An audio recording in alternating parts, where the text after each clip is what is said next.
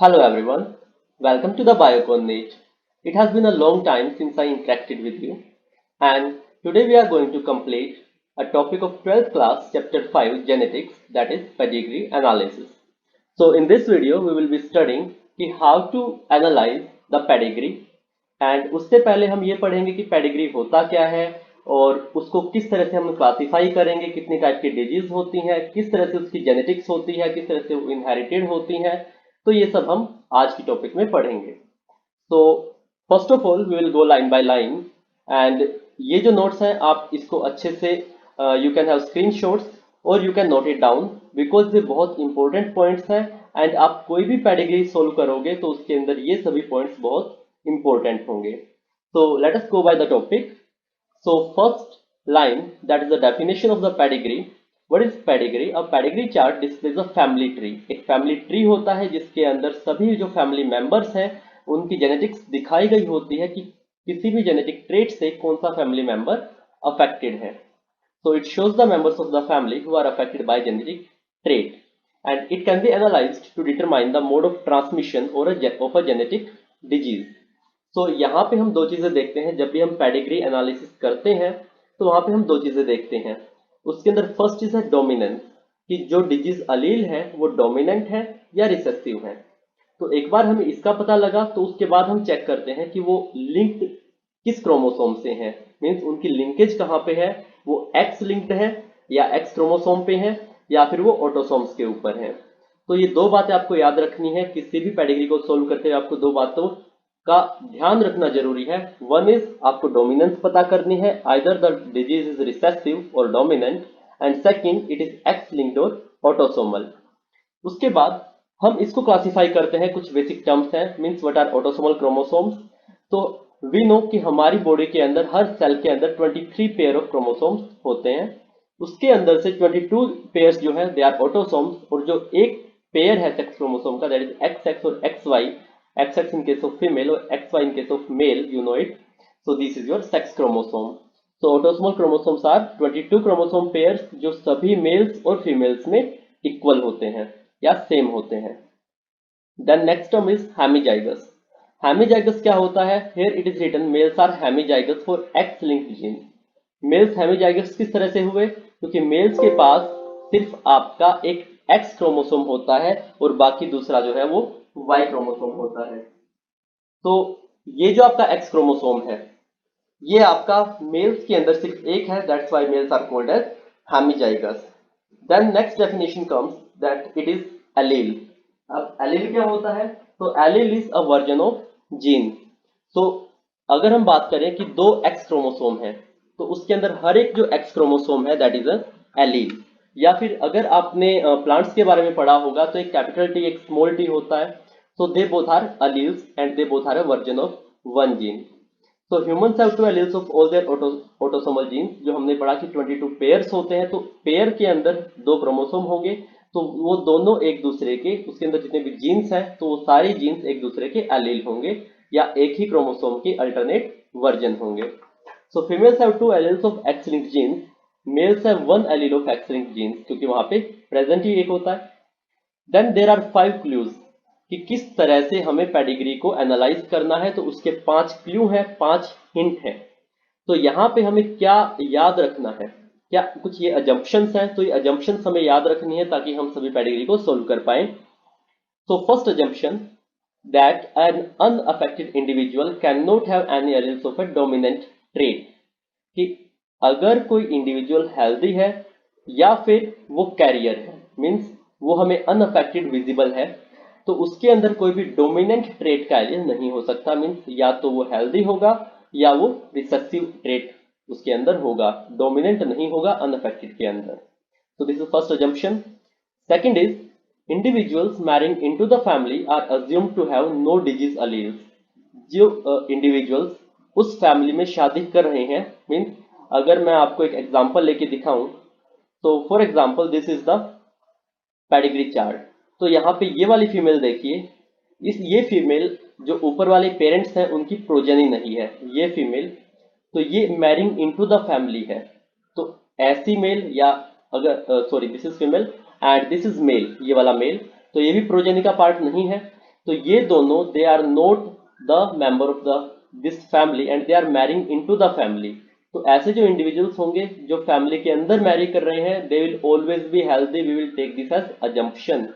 So individuals marrying into the family are assumed to have no disease alleles. They will never be affected and can never be carrier. ना ही वो career होंगे ना ही वो affected होंगे। And ऐसा हमने इसलिए कहा क्योंकि हम जो भी ट्रेट स्टडी करेंगे that is rare in the population, क्योंकि सभी के अंदर जेनेटिक डिजीज नहीं होती, वो बहुत रेयर होती हैं। सो क्योंकि पॉपुलेशन के अंदर ट्रेट रेयर है, इसलिए जो इंडिविजुअल्स मैरी कर रहे हैं उस फैमिली में वो हेल्दी होंगे। This is the logic.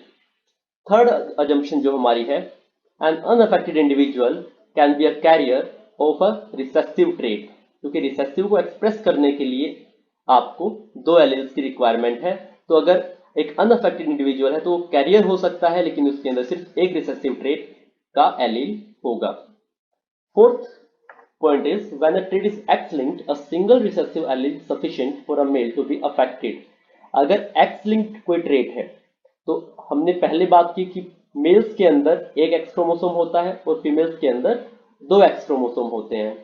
तो अगर फीमेल्स के अंदर एक्स क्रोमोसोम से रिलेटेड अगर कोई डिजीज होगी, अगर रिसेसिव होगी, तो वो दोनों एक्स क्रोमोसोम के ऊपर उसका प्रेजेंट होना, उस एलील का प्रेजेंट होना जरूरी है।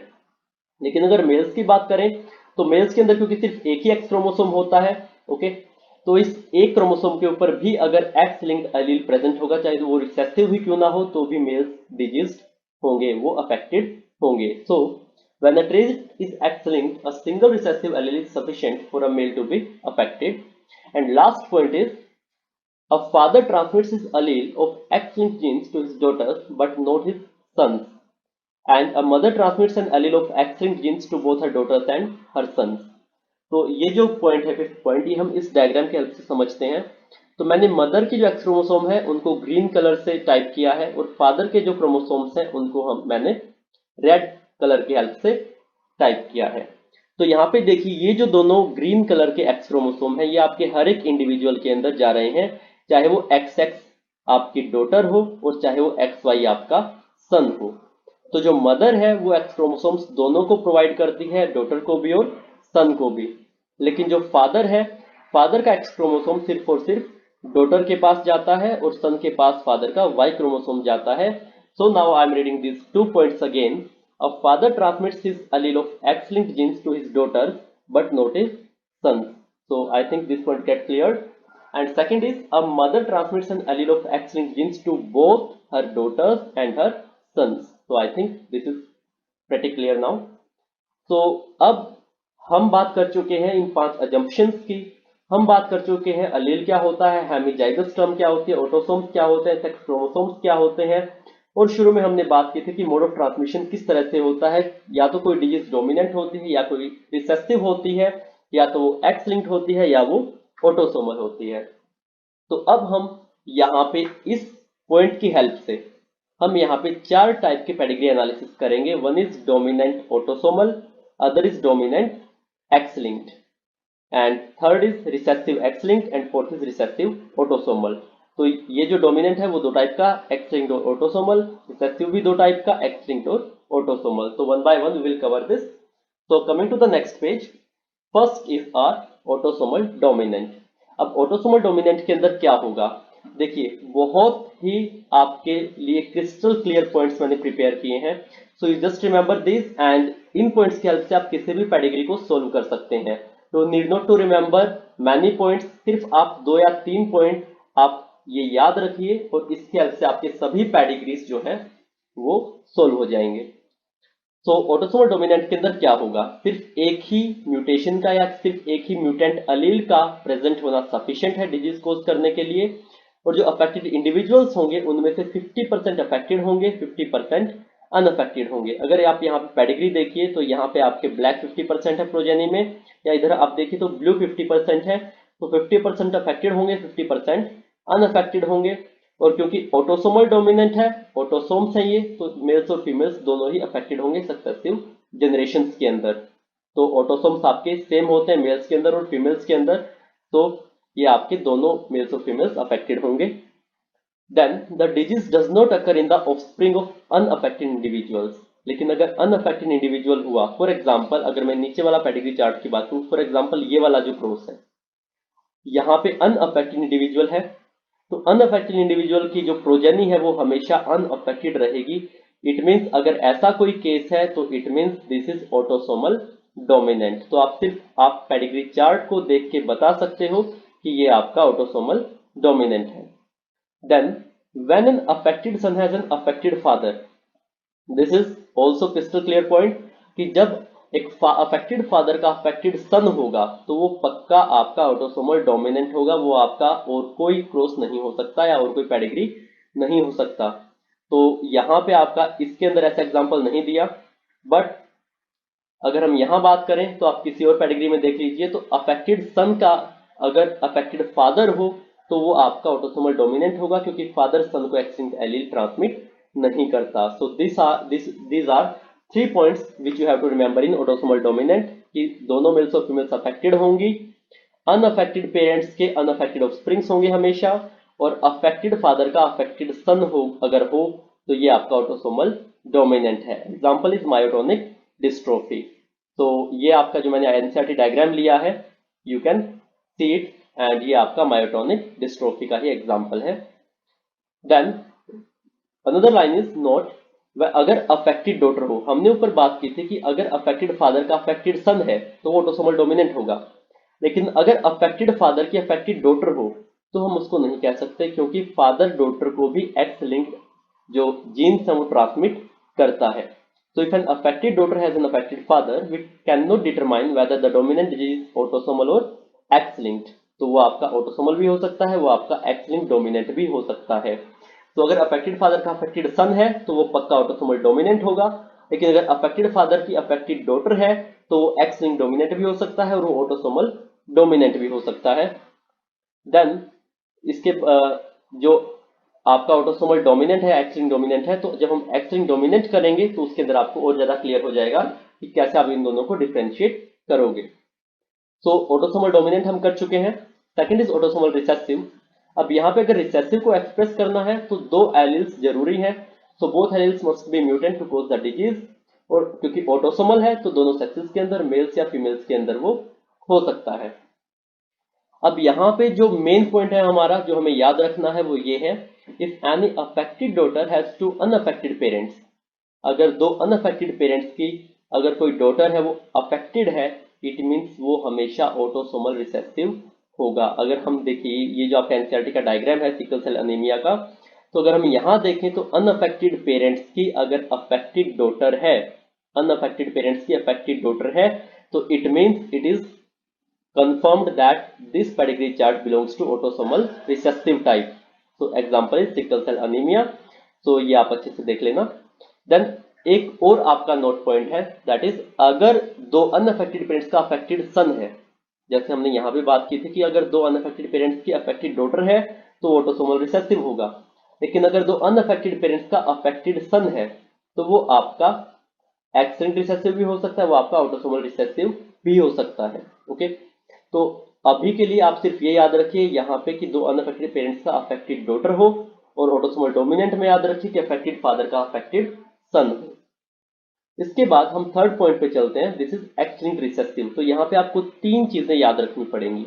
ओके, एक्स-लिंक्ड रिसेसिव के अंदर आपको तीन चीजें याद रखनी पड़ेंगी। पहला जो हमने लास्ट नोट पॉइंट छोड़ा था कि दो अनअफेक्टेड पेरेंट्स हैं, उनका अफेक्टेड सन है, अगर अफेक्टेड डॉटर होती तो वो पक्का आपका ऑटोसोमल रिसेसिव होती, लेकिन अगर अफेक्टेड सन है दो अनअफेक्टेड पेरेंट्स का तो वो आपका एक्स-लिंक्ड रिसेसिव होगा। प्लस इस पॉइंट के साथ साथ आप और क्या देखेंगे, सिर्फ यही पॉइंट होने से आपको नहीं पता लगेगा, इस पॉइंट के साथ साथ आप ये भी देखोगे कि आपका वो जो पेडिग्री चार्ट है उसके अंदर क्रिस क्रॉस इनहेरिटेंस होनी चाहिए। Criss cross means mother to son, son to daughter, daughter to again next male. तो मेल फीमेल इस तरह से क्रिस क्रॉस इनहेरिटेंस विजिबल होनी चाहिए। एंड जो एक्स लिंक रिसेसिव डिजीज है वो मोस्टली इन मेल्स होती है, क्योंकि मेल्स आपके हेमीजाइगस होते हैं, वहां पे एक सिंगल एक्स लिंक्ड अलील, आपका सिंगल एक्स लिंक्ड अलील डिजीज कर सकता है, क्योंकि सिर्फ एक्स की एक ही कॉपी होती है वहां पे। तो मेल्स के अंदर मोस्टली आपको मिलेगा क्रिस क्रॉस इनहेरिटेंस, आपको विजिबल होगी या शो होगी। प्लस दो अनअफेक्टेड पेरेंट्स का अफेक्टेड सन होगा एंड ये जो आपका एक्स लिंक्ड रिसेसिव डिजीज है it tends to skip the generations mean आपका अफेक्टेड ग्रैंडफादर के सन अफेक्टेड नहीं होगा बट उसका ग्रैंडसन अफेक्टेड हो सकता है उसकी ग्रैंडडॉटर के थ्रू। मीन्स कहने का मतलब यही है कि ग्रैंडफादर से डॉटर में गया और डॉटर से फिर डॉटर के सन में गया, मतलब कि जो मैटरनल साइड का जो उसका ग्रैंड सन हुआ तो ग्रैंडफादर से वहां जाएगा, ना कि उसके खुद के सन में होगा। So it tends to skip the generations and females normally behave as the carrier here. तो ये 3-4 पॉइंट है एक्स लिंक्ड रिसेसिव के अंदर कि दो अनअफेक्टेड पेरेंट्स होंगे, उनका अफेक्टेड सन होगा, क्रिस क्रॉस इनहेरिटेंस होगी, मोस्टली इन मेल्स होगा एंड जनरेशन स्किप होंगी। Example is haemophilia and colour blindness. तो हीमोफीलिया आपका रॉयल डिजीज भी बोलते हैं क्योंकि आपका क्वीन विक्टोरिया जो इंग्लैंड की क्वीन थी उनकी फैमिली के अंदर ही पाया जाता है हीमोफीलिया। तो ये उनका पूरा का पूरा पेडिग्री चार्ट है। Once have a look at this. Next is, और देखिए यहाँ पे आप इस पेडिग्री चार्ट के अंदर देखो कि मोस्टली जो अफेक्टेड है जो आपका शेडेड है वो आपके मेल्स हैं एंड फीमेल्स जो हाफ शेडेड है they are carriers and it tends to skip the generations also. Then next is X linked dominant जो हमारा लास्ट है। अब तक हमने ऑटोसोमल डोमिनेंट किया है, ऑटोसोमल रिसेसिव किया है, एक्स लिंक्ड रिसेसिव किया है and this is your x linked dominant. तो यहाँ पे आपकी 3 चीजें हैं। अगर सिर्फ मदर के अंदर डिजीज अलील हो क्योंकि डोमिनेंट है तो सिर्फ एक कॉपी काफी है, सफिशिएंट है डिजीज के लिए। तो अगर यहाँ पे सिर्फ मदर के पास डिजीज अलील हो या फिर सिर्फ फादर के पास हो या फिर दोनों के पास हो, तो अगर सिर्फ मदर के पास डिजीज अलील है मीन सिर्फ मदर अफेक्टेड है तो वहां पे जो डॉटर्स और सन्स मीन जो टोटल प्रोजेनी है उसके 50% डिजीज होंगे। ओके, क्योंकि मदर आपका एक्स क्रोमोसोम सन्स को भी देती है और डॉटर्स को भी देती है।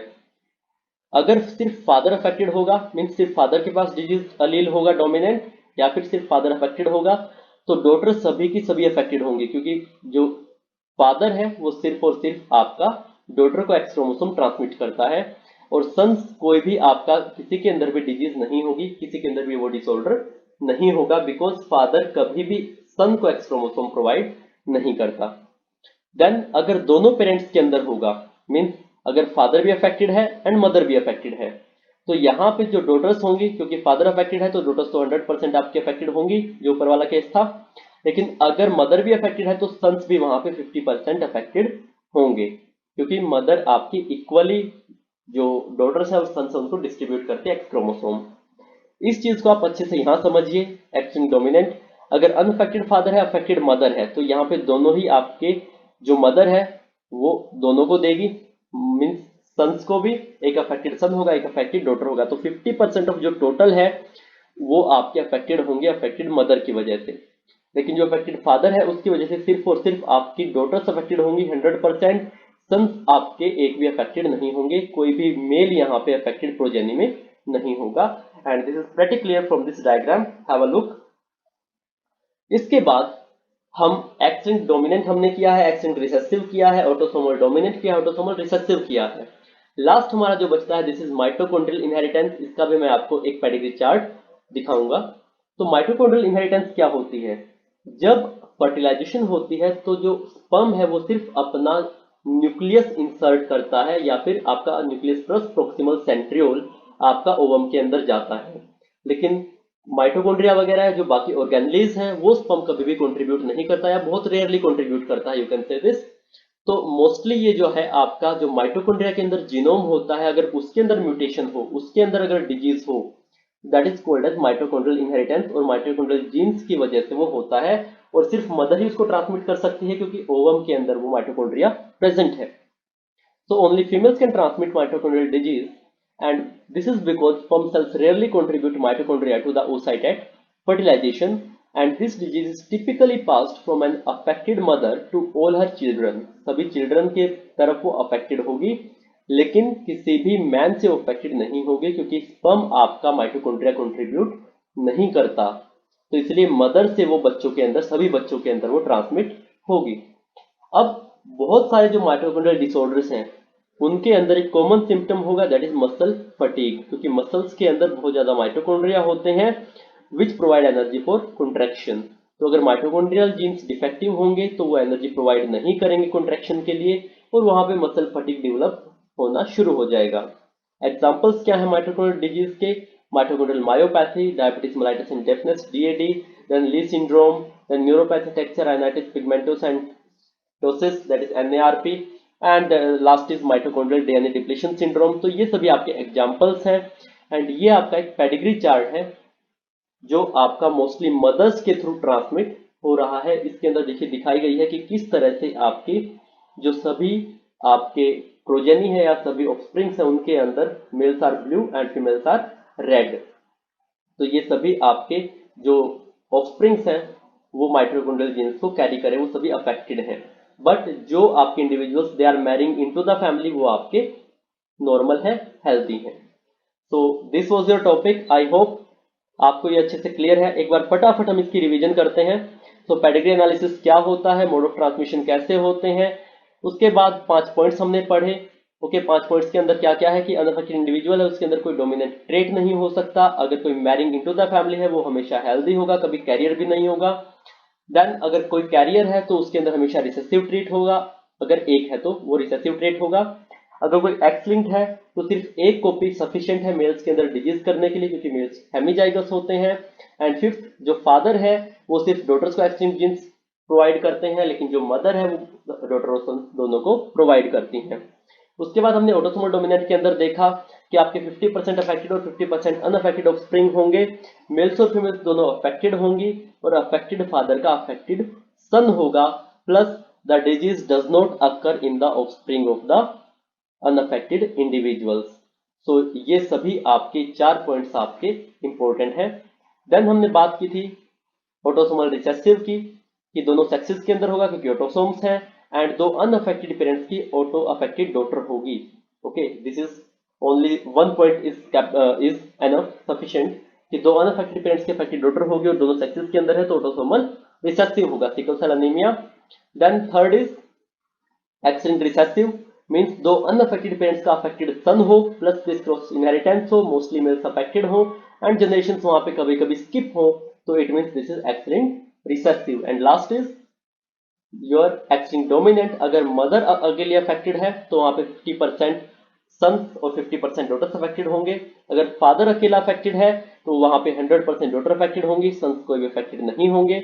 लेकिन अगर दोनों पेरेंट्स अफेक्टेड है तो वहां पे 100% डॉटर अफेक्टेड होंगी और सन सिर्फ और सिर्फ 50% अफेक्टेड होंगे, वो भी मदर की वजह से।